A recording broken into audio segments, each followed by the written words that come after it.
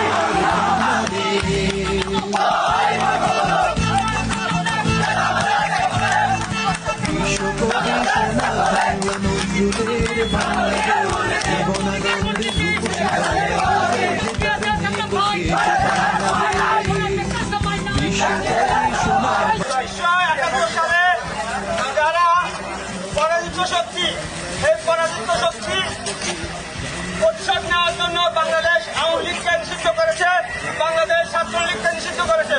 অবিলম্বে বাংলাদেশ ছাত্রলীগের নিষিদ্ধতা উঠিয়ে নিয়ে বৈধতা ফিরিয়ে দিতে হবে।